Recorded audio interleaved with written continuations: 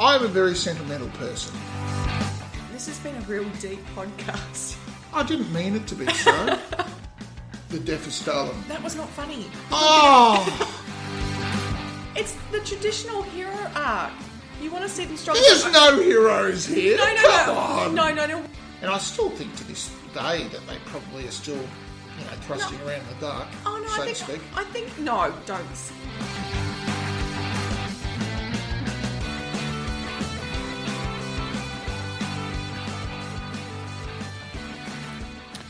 Hello, ladies and gentlemen. This is Paul here, and Considered and Conceited, and joining me, my always.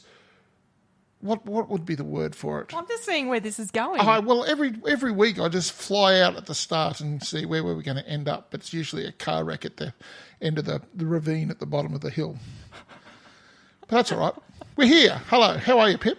I'm good, Paul. How are you? Did you have a good week? I've had Christmas. Did you get anything nice? What did you give me? I gave you a voucher for Audible. There you go. So, yes, I did. Well, you don't like to read, but you sit in the truck a lot and listen to podcasts and audiobooks. I got to increase my knowledge in regards to Greek mythology.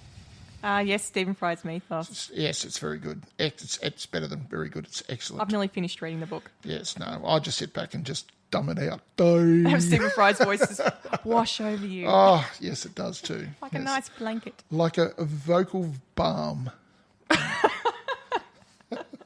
Well, I hope everyone had a great Christmas.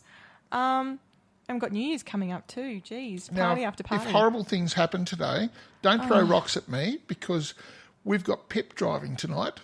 You asked me to drive. I know, so this is going to be the fun. But I must say, I don't feel happy about it. No, well, I don't feel particularly happy sitting over here. I know, either. because you keep trying to touch like all the I buttons and dials and things. I know, but it's me just being protective and yeah. But I making felt sure. the need to slap your hand. All right, okay. Well, it's not like I'd do that to you. No, but you'd give me a look. Oh, would I? Yes. Oh, God. And then go to explain why I shouldn't touch and what you're trying to achieve and blah, blah, blah, blah, blah, blah. What time is it, Pip? 8:39 p.m. No, you keep mucking that up. What time is it really, though? Oh, yes, I should know that, shouldn't I? Hang on, I do know how to do that. Okay. Now, just give Here me a we second. go, ladies and gentlemen. This will be good. I can do it. Just hold on. Apparently not. Oh.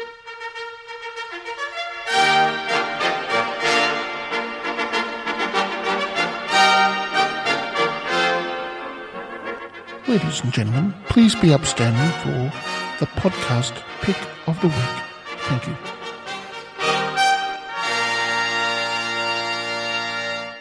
I don't understand why we're upstanding. Why not? Well, it doesn't make sense. Why would we stand? Something so cheesy. Well, it's kind of, I don't know, when just before I just something pictured, grand. Well, I just thought, what's the most pompous thing that I've ever seen? And it'd have to be Paul. It'd be what? Paul. Me? I'm not even close. I've seen things that are far more pompous, for example. And what's Parliament?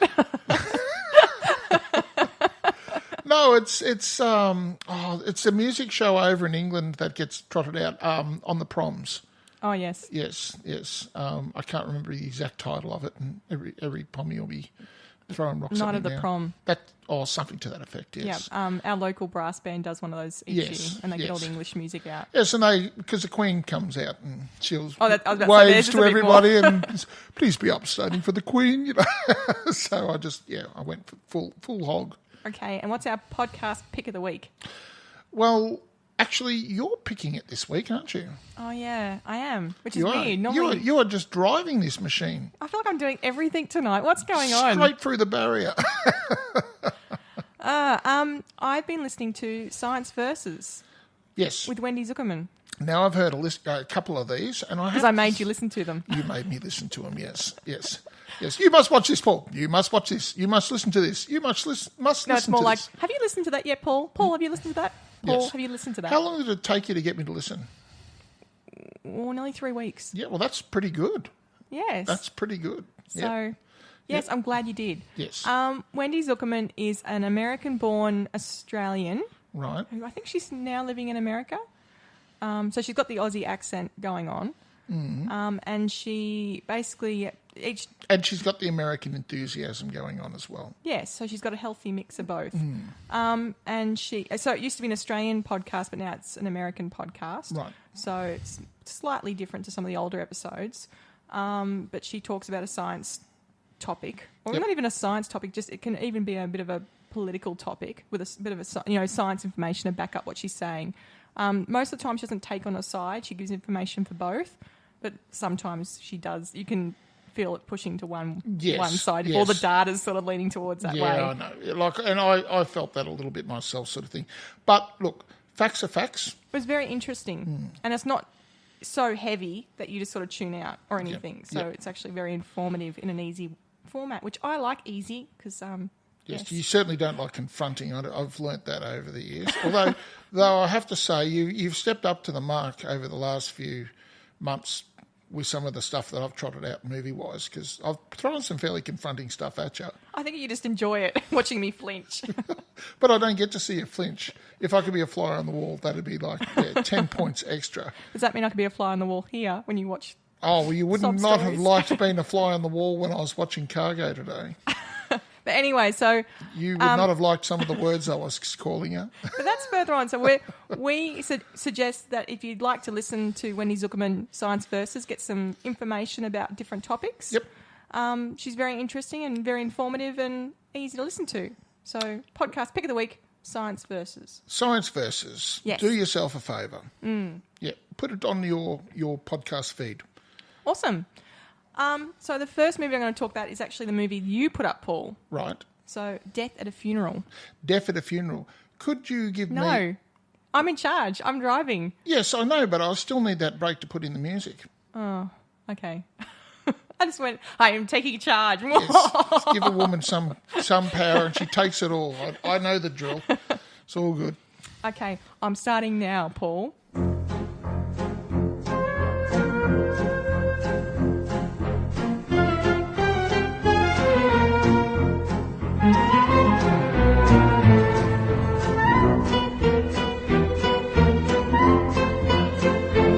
What starts as a family gathering... I'll cut that.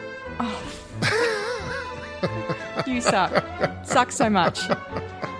Continue. What starts as a family gathering to farewell and bury a loved one turns into chaos over sibling squabbles, failed good impressions, bad decisions, and a mystery guest threatening to reveal more than the family bargained for. That's right.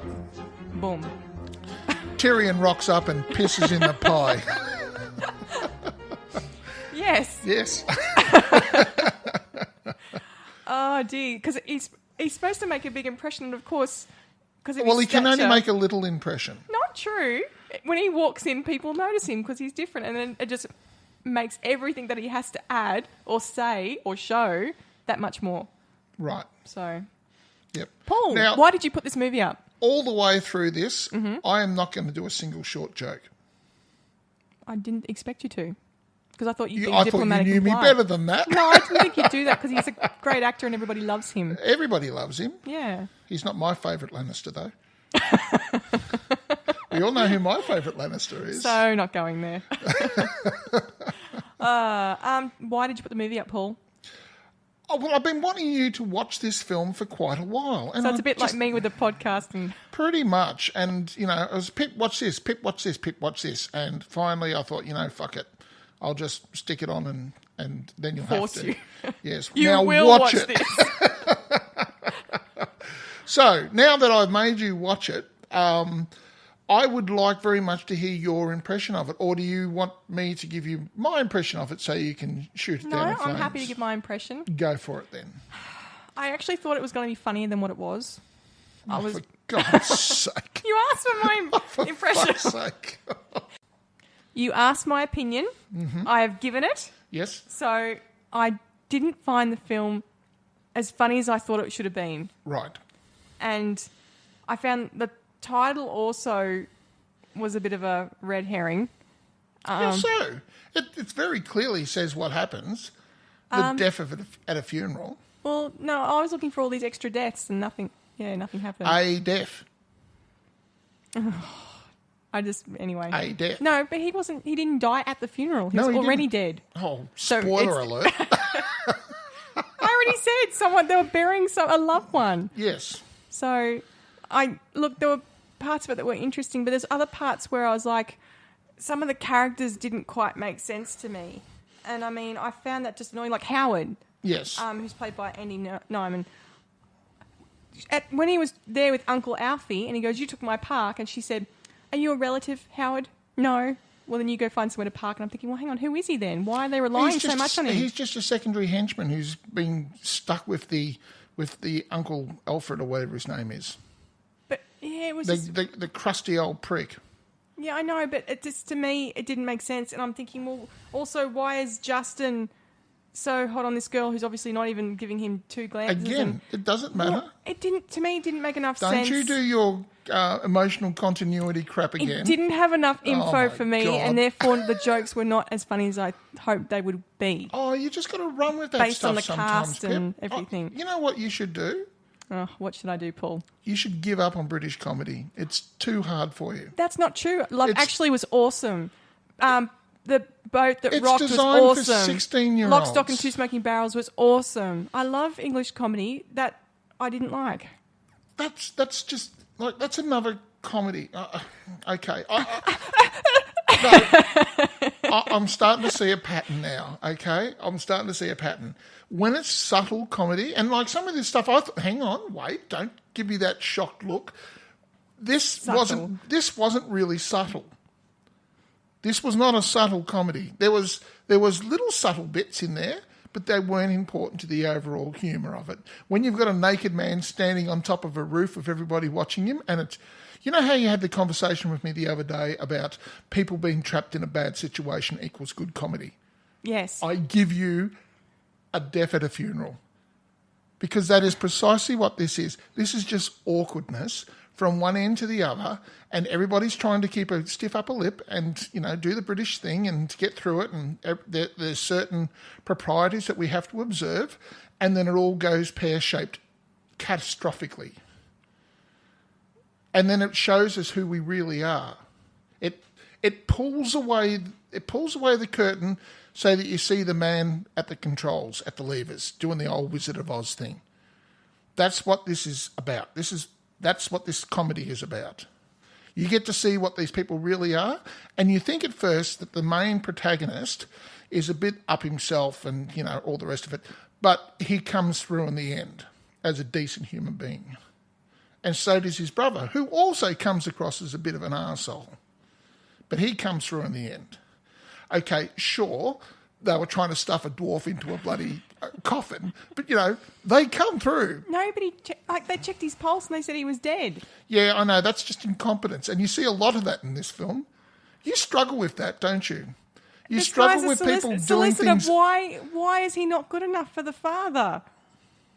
If yeah, he's well, most sons think that about their fathers. What? Most sons think that about their fathers. No. The guy who she's marrying, who was on the roof naked, before he was on the roof naked and they're driving in the car, yes, she's worried that he's not good enough for her father.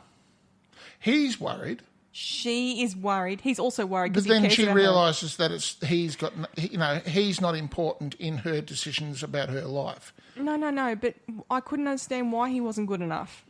And this is pre-intoxicated, drug-induced, whatever else. He was a fine, free-thinking, normal human being who could be relied upon. Absolutely a decent human being. That's what I mean. I couldn't get into the characters because the father's an arsehole. And it shows him to being so. I still didn't get it. Okay, no. To me, it didn't. There was not enough to stand on. The foundations weren't strong enough for me. Well, you've only got 2 hours to explore them, Pip. We can't do it's not a. You've got to make leaps. Good storytelling sets it up. Yeah, it does. But you've only got 2.5 odd hours to do it all in. Love and it was Actually complex. Was 2.5 hours, and they had 9 different tales. Yeah, and it was British.